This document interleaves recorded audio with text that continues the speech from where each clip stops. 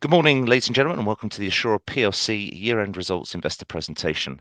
Throughout this recorded presentation, investors will be in listen-only mode. Questions are encouraged. They can be submitted at any time using the Q&A tab situated on the right-hand corner of your screen. Just please simply type in your questions at any time and press send.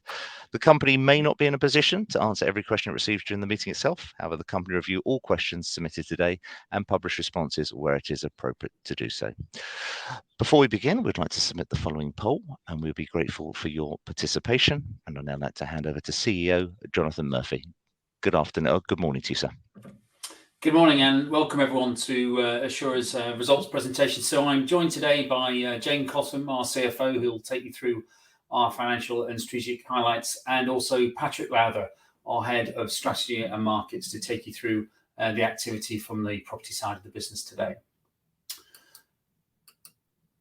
So in terms of progress over the year, delighted to say that we have seen strong progress across all areas of the business. This is notwithstanding, a challenging backdrop with significant disruptions from ongoing implications of COVID, and also some issues with inflation and supply chain challenges. Notwithstanding that, we've been successful in terms of deploying capital at very good rates into the market. We've also been moving into the new areas that we've highlighted to you before. So we've successfully completed transactions across all of the areas that we've previously highlighted. And Patrick will take you through some really exciting examples of activity across that area. And all of this has been made possible by two very successful fundraisers in the capital markets. So we issued a sustainability bond back in July, and then we completed an equity raise in November, which we'll come on and talk to you about the progress that we've made in delivering against those plans. But last but not least, we've also significantly updated our sustainability plans.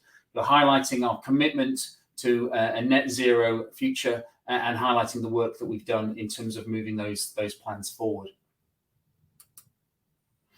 So just starting with our activity in the capital markets, we had two significant transactions. The first was a £300 million sustainability bond. This followed on from the very successful social bond that we launched last year. Delighted to say that we saw great response from investors, 3 times oversubscribed, and we were able to raise £300 million at a 12-year coupon of just over 1.6%. So really fantastic business from our side, and a real testament to Jane and the team for being able to deliver on such a strong transaction. We also entered the equity markets in November with an £185 million equity raise, and again, pleased to say that we were oversubscribed. And together, those have set us up in terms of the resources that we need to continue to deliver on our plans. And those plans are proceeding ahead of schedule, with £152 million of property acquisitions already completed in the second half of last year. That's more than 50% over our target. And we continue to see significant further opportunities with strong pipelines, both in acquisitions and in developments. All of this adds up to an attractive level of activity, with £271 million deployed at an average yield on cost of 4.6% and an average WALT of 19 years. In terms of these new areas, I've highlighted these to you before. We've seen good progress across all of these. So we've been active across all of these areas and seen opportunities in our pipelines that also support these activities. So the first one was around NHS trusts and diagnostics. We've made good progress in the year, secured some really exciting opportunities with the NHS Trust in Cramlington in the northeast. We've completed a deal with the West Midlands Ambulance Hub, and we continue to see further opportunities, which we'll come on and talk to you about in more detail. Mental health is a natural area for us for potential growth. We see this as a natural extension of our capabilities and activities in primary care, moving into mental health to support the physical infrastructure required to support the NHS in delivering a high standard of services across this area. We've done a number of deals this year, and we continue to see new opportunities. So again, one that we'll continue to give you more information on. The next area is primary care at scale. So this is collective groups of GPs, so where instead of dealing with an individual GP practice, we are dealing with a group of 10 or 15 practices who've come together, and our skill set can help them in supporting their property requirements looking to deliver the future space needs that they might have, and reconfiguring and re-engineering their existing portfolio, so wherever we can to support them. So this is quite an exciting area for us. It gives us the opportunity to operate at scale, and is somewhere where I expect we'll see significant growth going forward. The next image on the slide is for independent sector health. So this is the image you can see there is a facility we've delivered for Ramsay Healthcare in Preston. It's a day case surgery unit delivering extra capacity for the NHS, but operated by Ramsay Healthcare rather than the NHS directly. It's a key part of the overall solution to helping us clear the backlog in care, and again is an area where we continue to see further opportunities. We're currently on site with a further facility in Kettering, and Patrick will come on and talk to you about some other opportunities that we're seeing in this space. And last but not least is our entry into the Irish market. This is an area we've been monitoring for many years, and I'm delighted to say we've made our first acquisition, and the image you can see there on the screen is from Castlebar, a 14 million euro integrated healthcare centre that we acquired earlier on the year, and we're currently working on plans to extend and enhance that facility. Now, I referenced before the fact that we'd updated and enhanced our net zero credentials. So as many of you will know, we have a 6x6 plan, which was to deliver our 6 pledges by 2026. This predominantly focused on our commitment to EPC improvements and also to deliver net zero development plans. Delighted to say that we're now updating that. We've now got a target for 2040 for the whole portfolio to be net zero. That's building on our existing work and the plans that we have in place to 2026 to then take it through to the next level, which will be full net zero operationally by 2030 and then fully net zero by 2040. This last target will include all of our GP customers and ensuring that they are operating at net zero as well. So a really significant challenge, but one that we feel is the right target to aspire to. It supports the NHS and its overall ambitions and reflects the need for us to take this issue very seriously as a business. Social impact, as you know, is a really key part of our activity as well. And we've seen the ASSURA Community Fund pass the milestone of more than £1 million distributed to the good causes and health and wellness activities associated with our buildings. This is a fundamental part of our strategy. The social impact and sustainability focus is the right thing to do, but also is supportive of the overall objectives of the NHS, and so ultimately underpins our commercial success, which has been demonstrated clearly by our ability to drive earnings growth of more than 7% on average over the last 6 years.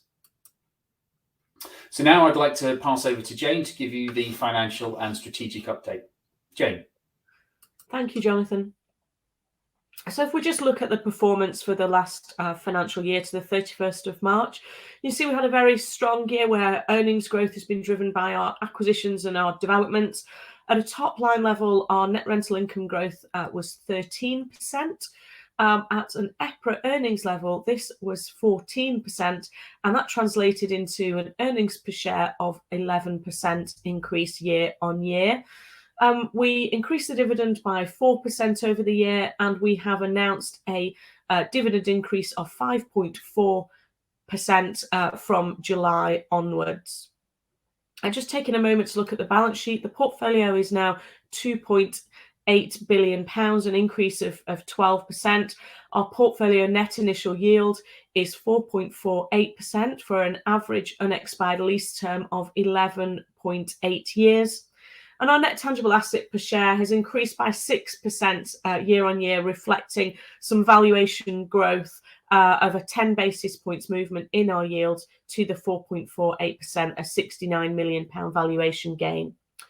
Our loan to value is now 36%, and I'll come on to talk to our finance and capital structure in a moment. So this slide just shows what's happened to our portfolio over the last 5 or 6 years. So you can see we've grown from 1.1 billion back in March 2016 to 2.8 billion as we are today, which is a compound annual growth rate over that period of 16%. And in the year, our rent roll has gone from 121.7 million to 135.7 million. And the majority of this has come from our acquisition programme. We've had 2.2 million on our rent reviews, 1.5 million from our development completions, and we had a few disposals in the year.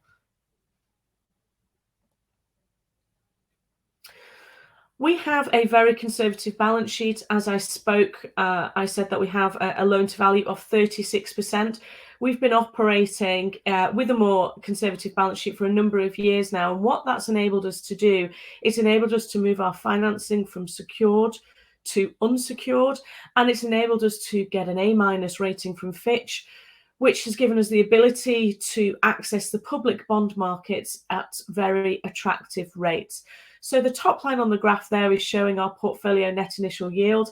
And over the period, we've come down just over 100 basis points, whilst at the same time, the bottom line on the graph is showing our average interest rate on our debt, which is now down at 2.3% as an average.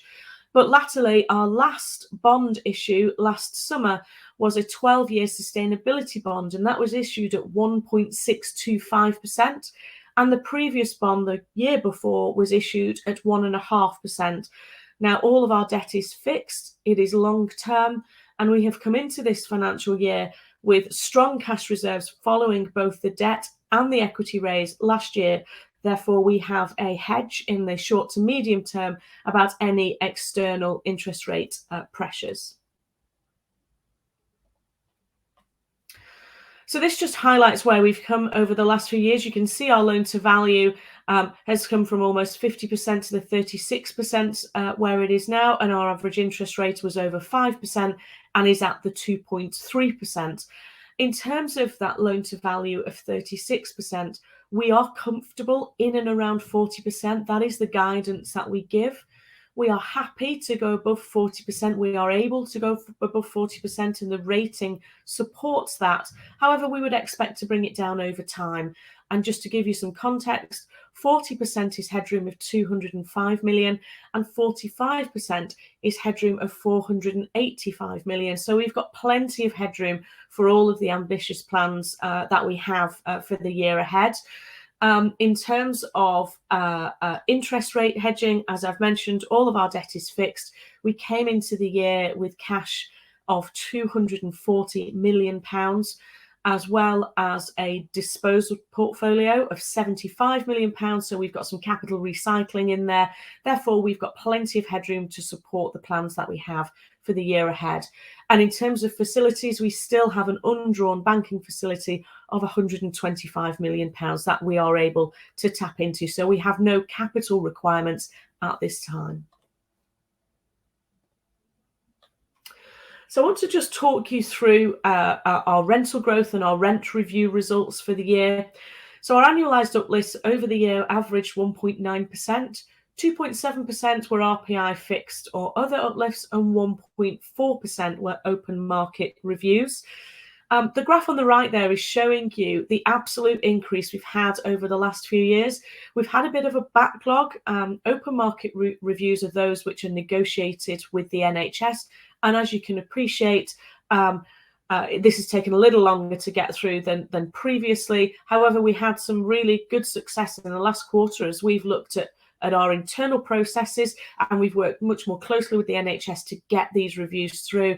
And we've managed to get an absolute uplift of 2.2 million on 38 million of our rent that's been reviewed, which is an absolute amount of 5.2% for the year. So we're very pleased with that result.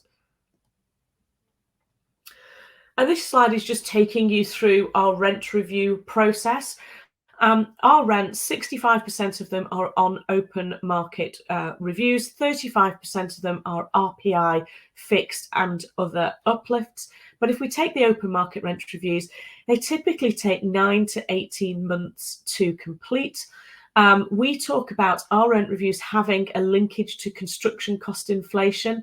And this is because we negotiate all of our developments on an open book approach with the NHS, and they determine the rent on that, placing a yield on those costs, and that then sets the new tone for other rents on medical centres in that area. So we need the new developments to come through to provide the evidence, which we then will see filter through over time into our rental uplifts.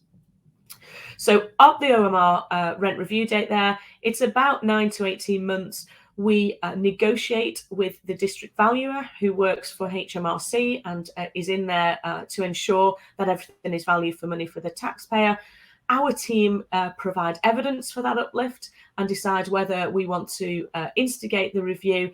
And this takes time to complete, and the NHS then agree the rent with the district valuer. We do have the option to challenge the rent if that is what we wanted to do. It's something we do very rarely. We've got one going through at the moment, but occasionally we will do that. The new rent's agreed, and any back rent from the date of the review will be settled at that point in time.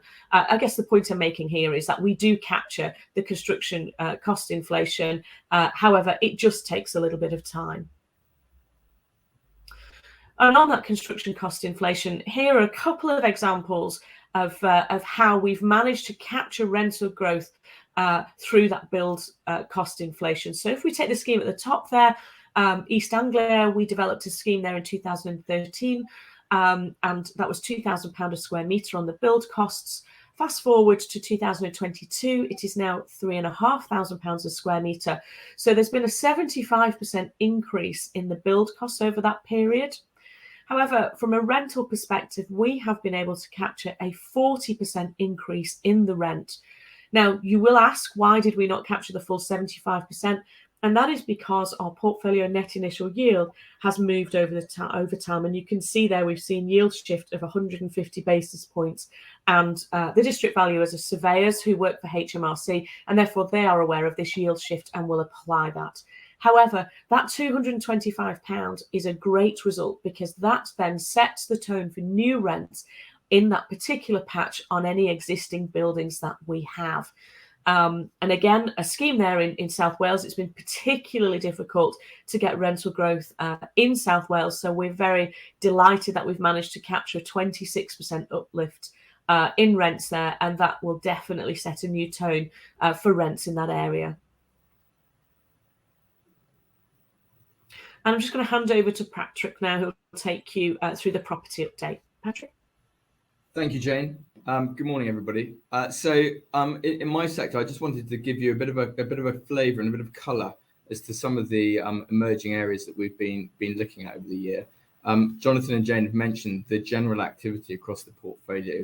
As you can see, we've acquired effectively 47 assets through investment and development activity, which has been really positive. We've also looked at recycling capital, and Jane mentioned the portfolio that's held for sale. So we've been working the portfolio at both ends, and we've also been looking at creating value through investing around ESG, future-proofing the portfolio, extending leases, and working assets with our customer base, be they extensions or be they sort of repositioning and future-proofing around new ways of working. If I just wanted to summarize sort of three key themes, which I'll draw out in this presentation, it was really around the natural evolution from our primary care portfolio and looking at some of those adjacencies and some of the relationships that we develop on a day-to-day basis. The first off that I'll cover is within the trust sector. The second part is within the independent sector, as Jonathan sort of alluded to. And the third area, which I'd like to cover, is our first acquisition into Ireland. Now, the emerging opportunity around trusts, we think really plays to our strengths in terms of we're looking at taking services out of a sort of traditional hospital setting and either setting them in the community or on the edge of the hospital estate. We think it plays to our expertise that we've developed over recent years in terms of the development of assets, but also the management of assets. The two opportunities highlighted here, one is a new ambulance hub, which will serve effectively 5.5 million population within the West Mids area, a best-in-class facility, moving the existing ambulance service away from outdated infrastructure and really trying to support those challenging response times where the NHS has a sort of response target of about 7 minutes for ambulances. But as we've been consistently hearing, this has been going up to sort of hours and longer. So we think is a critical part of infrastructure a good long lease with inflation-backed characteristics. The second opportunity here is some work we've been doing up in Northumbria with the trust up there around a new education and training facility, which will effectively be an 80,000 square foot best-in-class building, which really plays to the trust's ambition of attracting and retaining and developing their staff at a time when across the NHS there are effectively some 40,000 vacancies for nurses and 8,000 vacancies for doctors. So again, a really important bit of infrastructure, and I think it plays to the strengths that we've been developing in recent years.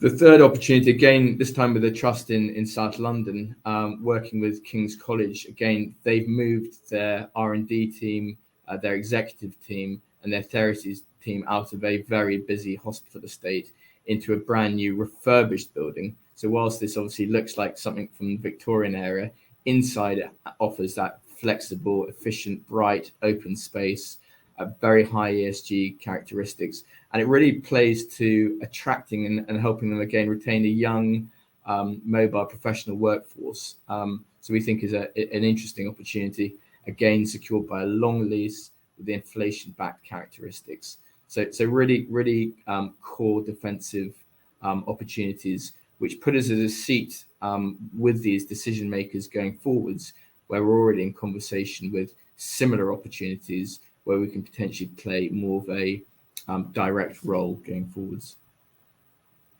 The second emerging area for us, which we've been sort of working in recent years, is working with the independent sector. You will know that the backlogs and the waiting lists within the whole health system have grown to a sort of unsustainable level. And during COVID, 3 million NHS patients were treated at cost by the sector. So we think we have a role to play sitting in between an NHS trust, an independent sector, bringing the two together and creating first-class infrastructure. An example highlighted here on this slide is working with Genesis Cancer Care, one of the leading oncology operators across the globe, actually. And they've formed an innovative partnership with the Surrey NHS Foundation Trust, where they're delivering services to both public and private patients, again, to try and reduce the backlog. Now, coming on to Ireland, we've been monitoring activity in Ireland since 2018, when the Irish state announced their sort of bold Sláinte Care ambition, which is very much about updating their primary care infrastructure, again, moving services out of a hospital setting into the community. And they've got a very strong published ambition around doing this over the next 10 years.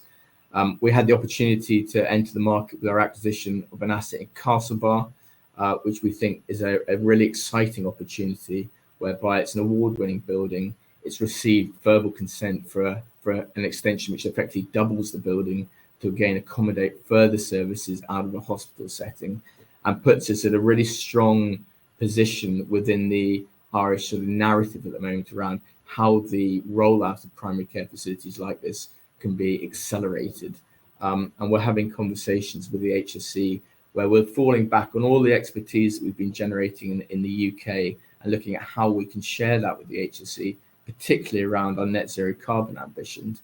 And equally, we're taking learnings back from Ireland that we can apply in our UK market. So we think it's a really natural evolution, and I'm particularly excited about driving further momentum in this space going forwards. So really, that's a quick summary. I'd now like to hand you back to Jonathan. Thank you. Thanks, Patrick. So just now turning to the outlook and what we're seeing in the market. So this slide gives you an overview of how the valuations for our portfolio has developed over the last 15 years. So you can see that the net initial yield on our portfolio has continued to come in slightly, and therefore result in further capital gains for our portfolio. You'll have seen that in terms of strong net asset value growth this year. And we ended the year at a 4.48% net initial yield on the portfolio for an overall valuation of just under 3 billion, as Jane has already mentioned. Now, this reflects a further increase in values. That reflects the fact that we see continued strong demand for healthcare as an asset class. Not only ourselves, but a number of other people are also bidding on assets and we're continuing to see further appreciation in values and further interest in the sector. I think that reflects the overall defensive and resilient characteristics that the government-backed income and the long leases provides, and in what is now clearly quite an uncertain world in terms of economics and business backdrop, Assura represents quite a safe haven and a resilient place for people to deploy capital. Underpinning all of this, of course, is the underlying requirement for the need to invest in the NHS. You probably have read many articles about the extensive waiting list that people are currently suffering. 6 million people are currently waiting for treatments on the NHS. That's an all-time high. And this is one of the things that has contributed to that, is just the lack of capacity in the system. And one way of improving that capacity would be for more investment to be made, not only in hospitals, but into the community estate and the type of assets that Assura delivers, which provides essential capacity for additional services and treatments to be done in a community setting, closer to people's home, in a venue that is cheaper for the NHS to operate, and ultimately providing that all-important contribution to trying to clear some of the backlogs on those waiting lists. So in terms of the challenges the NHS is facing, what are we doing to try and help them? Well, clearly part of that is by delivering on the 17 schemes that we've got currently on site, looking to build that all-important extra capacity and space for the NHS to deliver their services. Also, it's about doing new things. I mean, Patrick's referenced some of our innovative work in some new areas where we're looking to deliver slightly different types of assets that support the wider healthcare infrastructure. So we'll continue to do that, and we continue to see very strong demand for that. The other thing we're seeing is the need for the buildings to evolve. So we can't stand still with our designs. We need to think about what the next generation of medical centres might need to evolve. We had a project that we worked on a couple of years ago now called Designing for Everyone, where we delivered the UK's first dementia-friendly medical centre. That type of innovation and fresh thinking is exactly what we need to make sure that the buildings that we're providing today will remain fit for purpose for many years to come. Something else you might have read about is the move of the NHS to what they're calling integrated care systems. Essentially, this is basically hospitals, primary care and social care getting together to work together collectively to try and address our health challenges. Any kind of joined up thinking along these lines has got to be positive for the NHS and has to be positive for us at Assura, because it'll drive the need for further requirement into community space, which we're clearly very well placed to deliver. And all of that is responding to this underlying need of the NHS in terms of the requirement for new space. And we'll continue to do that, whether that's in diagnostics or surgery hubs, or whether it could be in other areas, as well as the traditional GP surgery. In terms of our growth prospects, we have a very strong development pipeline. You can see here that we've got in excess of £500 million. This represents an all-time high for the business in terms of opportunities that we're seeing. Very busy at the moment on site with our 17 schemes, but we've got 20 schemes that are due to start within the next 12 months. This really reflects the significant work done over the last 3 or 4 years to build up the development capacity and the development team for Assura. And this represents a successful growth in this opportunity and our ability to source new deals, but also to deliver a high quality product to the NHS and therefore be available to win new business. Development isn't the only part of the growth story, though. We also have our acquisitions. You can see here that we've got a pipeline of 119 million. Those assets we'll typically acquire within about 3 to 6 months. So given that this is the pipelines at the end of March, a good number of those transactions have now already completed. This represents very much a balanced growth strategy. So we will look to continue to employ capital into our developments, but also to source new acquisitions. And also the last one here on the slide is asset enhancement. So this is where we're adding a physical extension to a building. This is really, really important and impactful work for those buildings, but they're relatively small value. So that's why you see there 23 projects, but it's only £18 million that we're looking to deploy. And that just reflects the relatively modest scale of those types of opportunities. In terms of what that means to the overall shape, what this illustrates here is just how our overall income will grow over the next few years based on what we already know today. So this doesn't reflect any new opportunities. This purely reflects our ability from the current transactions that we're working on, what that would mean for investors. And you can see here that across the areas of acquisitions, developments, rent reviews and asset enhancements, we'd get close to £170 million for our income over the next few years. So effectively, from an investor's perspective, you have excellent visibility of the growth potential for ASSURA. So in summary then, a very busy year in terms of raising capital, deploying capital, sourcing new opportunities, and all against what can only be described as continues to be a very challenging backdrop. So a real credit to the team in terms of their ability to continue to deliver great results in difficult times. The NHS estate is under even greater pressure than ever. The impacts of COVID, the backlog in treatments, the need for more capacity, the delays in the hospital investment plans, this is all highlighting the need for further significant investment into our community estate. We're obviously ideally placed to support that. We've got the technical skills, we've got the team, and we've got the capacity and the funding to deliver against those opportunities. So all in all, as we look forward into the new year, we're delighted with the results and the success we've had in the year, but also crucially, we're starting the new financial year with very strong pipelines, having raised the money already. So I'm really pleased that we're not having to raise additional capital at the moment against a very volatile backdrop. So we have the funds in place to deliver on our plans and to support future growth. And really that's reflected in the announcement that we made with the results that we're increasing the quarterly dividend by 5.2% from the next quarter date.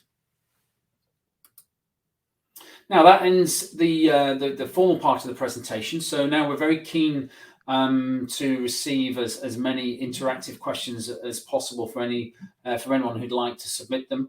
A few have already been submitted, but if anyone has any further questions that they are considering, please do submit them online now, and we'll do everything we can to get through as many of the questions as we can.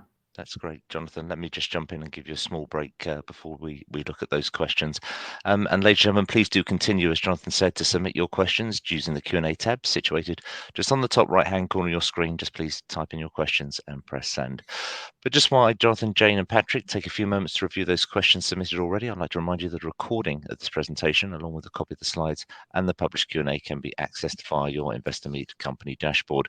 Jonathan, I will bring up the cameras now, and hopefully that's there. Jane, I will keep the camera off unless you wish to bring it up yourself locally. But Jonathan, if I may just hand back to you, and if I could ask you to read out the questions and give a response where it's appropriate to do so, and then I'll pick up from you at the end. Absolutely, thanks. So the first question is in relation to the Irish market. So I'll ask Patrick to respond to this. But the question is, how big an opportunity for ASSURA is the Irish market, and how much of the pipeline does it represent? So Patrick, are you okay to field that one? Yes, thank you. I think we're always a little bit cautious about giving too direct a figure when the government is involved in a sort of national program. But just to sort of paint a picture, probably about 15 years ago, when they originally announced their intention to develop more of the primary care infrastructure, it was felt that there was about 500 new centres that were needed. That subsidy got scaled down to about 350 priority areas, and the HSE would say they've delivered about 150. Now, these numbers are slightly debatable, but what we see is a clear opportunity, a clear narrative and direction that they need to invest substantially in this. And we're seeing priority schemes coming forward, so that's positive. CBRE point towards the fact that you might require 2.2 billion euros worth of further investment for them to deliver on this ambition. So we're excited about that future pipeline, and with one asset, it's all about creating that momentum. In terms of how much of that pipeline it represents in terms of what we've given you, I think it's right to say, Jonathan, that at the moment, that pipeline is to one side. Yeah, absolutely. Thanks, Patrick. So next question is in relation to our leases and inflation linkage. So question is, what percentage of your leases are fully inflation proofed, i.e. without cap? So simple answer is it's 15%. So we have 21% of our leases that are RPI linked, but within that we've got 6% with a cap. So effectively, there's 15% of the overall portfolio that is uncapped RPI. Next question is in relation to assets held for sale. So what proportion of your current portfolio is currently held for sale? So the answer there is we've got £76 million worth of assets that are currently held for sale. So on a portfolio of just under 3 billion, what's that? That's about 2.5%. That 76 million is a portfolio that we have extensively marketed, and we have a preferred bidder on that portfolio. And we're hopeful that we'll be completing the sale of that over coming weeks. So look forward to giving you a further update once we're in a position to do so. So 76 million is what we've got as assets held for sale. So next question is about the market. So and perhaps I'll ask Patrick to pick this one up. So it's are you seeing any increased competition when bidding for new assets?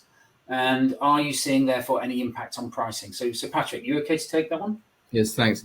It's a good question. I think the answer really is it's a balanced market. Over the last 4 or 5 years, we see constant levels of competition, new entrants coming into the market, traditional investors recycling from some of the mainstream areas of offices and retail and looking at coming into our space. I think the fact we acquired at a slightly higher yield than we have done previously demonstrates that we're still able to dig out opportunities off market.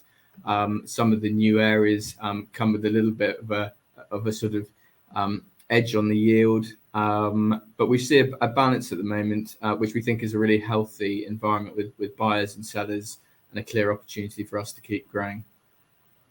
Great, thank you, Patrick. So just one final question to go. So if you had any last minute questions, do please submit them now. Otherwise, this will be the final one.